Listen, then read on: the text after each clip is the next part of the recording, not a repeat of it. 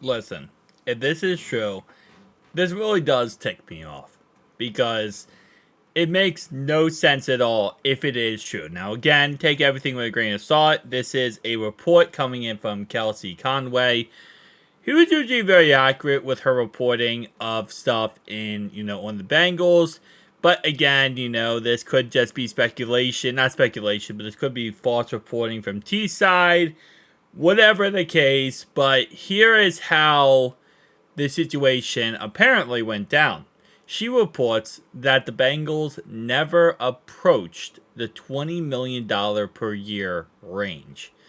The offer wasn't even close to enough to get Higgins representation to discuss guaranteed money per Conway. So the sides haven't negotiated in more than a year. Now, again, we don't know exactly what this contract entitled, but according to her, that he wanted a contract very similar to what Michael Pittman Jr. got, which was a total of 18 million this year, 23 next year, and 29 the year after that.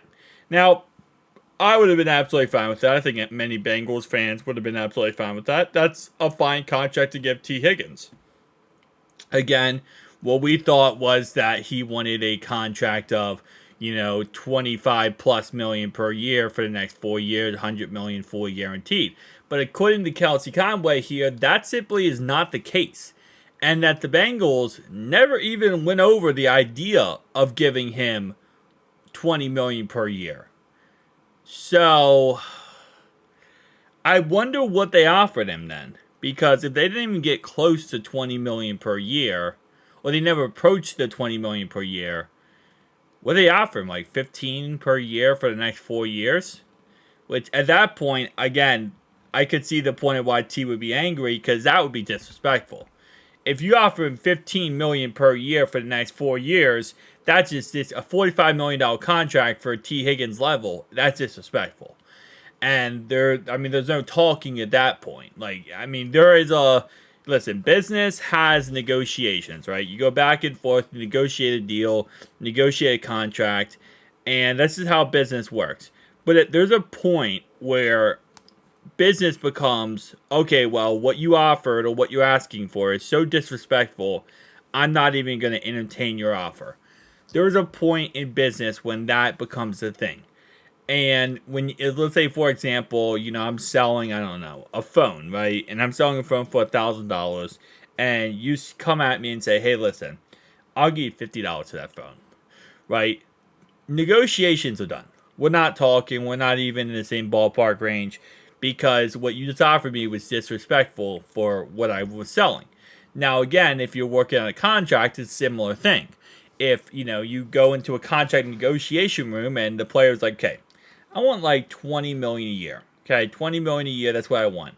And the team comes back and says, best I can do is 5 million per year. Like, you don't even have a conversation then. Like, there's no even conversation there, right? So, this is interesting. Again, like I said, this is kind of going back to very similar times of the Bengals lowballing players, not paying players, or, refusing to give players really any contracts. I know, again, keep in mind, this is one-sided here. This is not both sides of the story being told.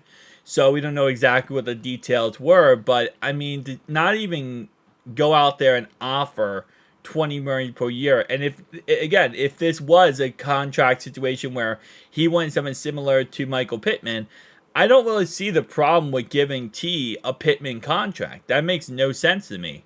Again, I know it's a lot of money, but think of it like this, right? If you were to give him a Pittman contract, which was a total of, what's the signing bonus of Pittman's contract? 70 million contract value, I get that. 41 million fully guaranteed, which is not fully guaranteed, by the way. So 41 of it is actually guaranteed. Does it say what his signing bonus was? or gets his signing bonus was $15 million, and they push it over 3 years. You could even push that over 5 years if you wanted to, the $15 million signing bonus, and make his salary cap even less over that time period. And I get, yeah, 3 years from now, $29 million signing, $29 million cap hit is going to be a lot. But keep in mind, this is not fully guaranteed. That's the thing you have to remember. That this contract is only 41 out of $70 million guaranteed. So what they can do is in year 3 or year 2, whatever year, they can restructure this contract and say, okay, let's come back to this. We want to go ahead and change this contract around a little bit because we want to, fix some things, right? And when it's not, a contract's not fully guaranteed, you have the ability to do that. You have the ability to go in and kind of maneuver things around and change numbers. You don't have that when it's fully guaranteed because you owe every cent to the player. So, I don't know. Yeah, signing bonus, $15 million signing bonus. So, you could push that over 5 years if you wanted to with T. Higgins and make this a 5-year contract and kind of, make the numbers a little bit, easier to digest. But again, you also got to keep in mind the salary cap's going up every single year. The NFL is making more money, so $29 million right now seems like a lot, but it's not going to seem like a lot in a couple years. Yeah, no, there's a lot of things to take into consideration here.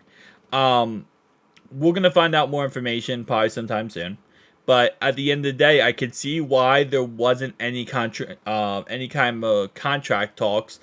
If this is true, yeah, no, there's nothing to talk about really. I know it's crazy to say that, but there isn't really anything to talk about if this situation is accurate. Because if you're not even going to offer him $20 million a year, there's not even a talk. Okay, there's not even a conversation talk. I was saying how it's ridiculous if T was asking for $30+ million a year or $28 million a year or whatever the case, and that would have been ridiculous. But not even $20 million a year is just outrageous. And again, with how much you can push money toward the future, you can prorate it with a signing bonus. You can give money up front. There's so many ways to avoid problems. And the fact, if this is true, we are literally we're trying to lose at that point if we're not going to sign him. If we're not going to get a contract done. Especially if he's not asking for an outrageous price tag. And again, very possible that none of this is true. And again, Kelsey Conway does report on this. She's usually accurate with her sources. But it's very possible that this is just, flutter being posted by T's side so that, the Bengals feel more obligated to get back and talk and negotiate. But at the same time, it's very possible it is true. And we've seen this in the past, and, Cincinnati has a past of trying to lowball players and not pay them what they deserve. And, well, I guess we'll find out how this ends up turning out. But this kind of does suck if this is true because, come on, man. Come on, man.